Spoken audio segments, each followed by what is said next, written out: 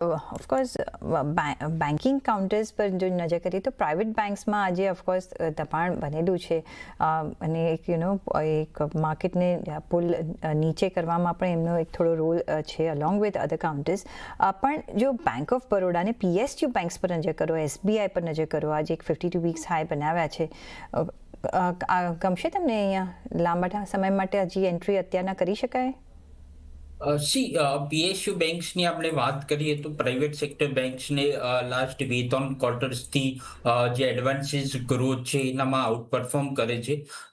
અને આગળ જતા બી જે જીએસટી રેટ કટ થયું છે અને જે આરબીઆઈએ બી રેટ કટ કરી છે એનાથી આ લોકોની ક્રેડિટ ગ્રોથ વધવાની અપેક્ષા છે. અને પીએસયુ બેંક્સમાં અગર bank of Baroda, Canara bank, એસબીઆઈની વાત કરીએ તો વેલ્યુએશન બી ઘણા એટ્રેક્ટિવ છે. પ્લસ આજે ગવર્મેન્ટ એક પ્રસ્તાવ બી મૂકશે કે પીએસયુ બેંક્સની અંદર જે એફઆઈ નો સ્ટેક છે એ 20% લિમિટ વધારવાની અપેક્ષા છે. તો આ બી પીએસયુ બેંક્સ માટે પોઝિટિવ છે.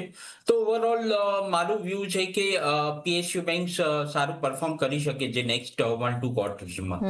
તો પીએસયુ બેંક્સ એક સારું પરફોર્મન્સ આપી શકે છે આગળ જતા. એટલે અહીંયા આપણે ઓફકોર્સ અહીંયા સ્પાર્ક જોઈ રહ્યા છે ને.